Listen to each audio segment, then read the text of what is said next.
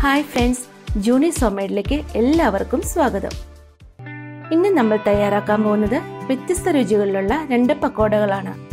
Chilli പക്കോടയും potato പക്കോടയും. ഇതിനായി ആവശ്യമുള്ള ingredients: 4 ബജിമുളക്, 2 potato, 2 medium size സവോള ഇവയാണ്.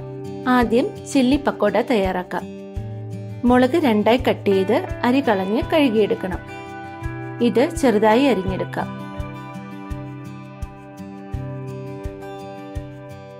അതിനുശേഷം ഒരു ബൗളിലേക്ക് മാറ്റിവെക്കാം.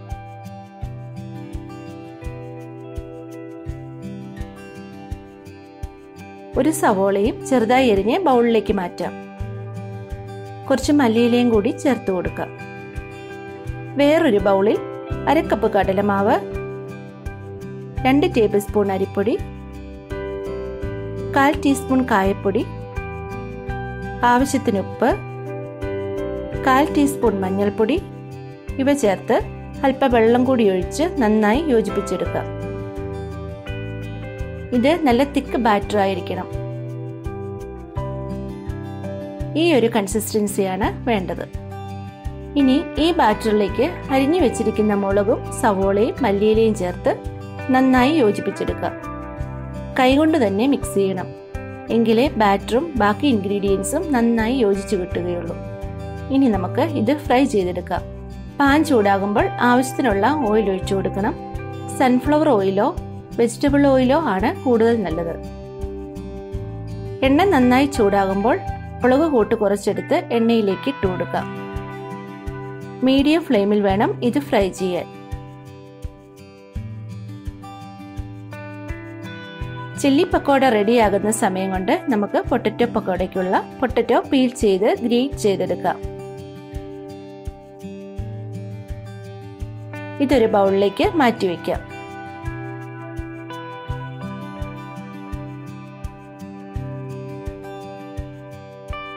ഇനി പൊട്ടറ്റോയിലേക്ക് 1/2 കപ്പ് കടലമാവ്, 2 ടേബിൾ സ്പൂൺ അരിപ്പൊടി, 1/4 ടീസ്പൂൺ കായം, 1/4 ടീസ്പൂൺ മഞ്ഞൾപ്പൊടി, 1/2 ടീസ്പൂൺ മുളക് പൊടി, ആവശ്യത്തിന് ഉപ്പ് ഇവ ചേർത്ത് ഇളക്കിയെടുക്കാം.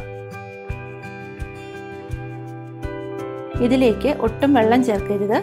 കാരണം കിഴങ്ങിൽ നിന്നുള്ള വെള്ളം കൊണ്ട് തന്നെ ഇത് മിക്സ് ആയിക്കോളും.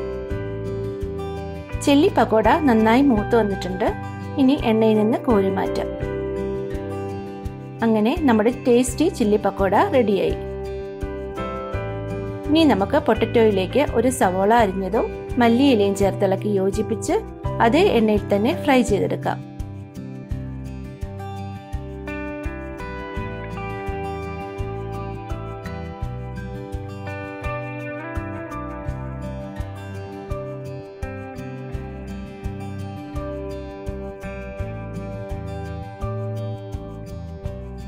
പൊട്ടറ്റോ പക്കോട നന്നായി ക്രിസ്പായി വന്നിട്ടുണ്ട്.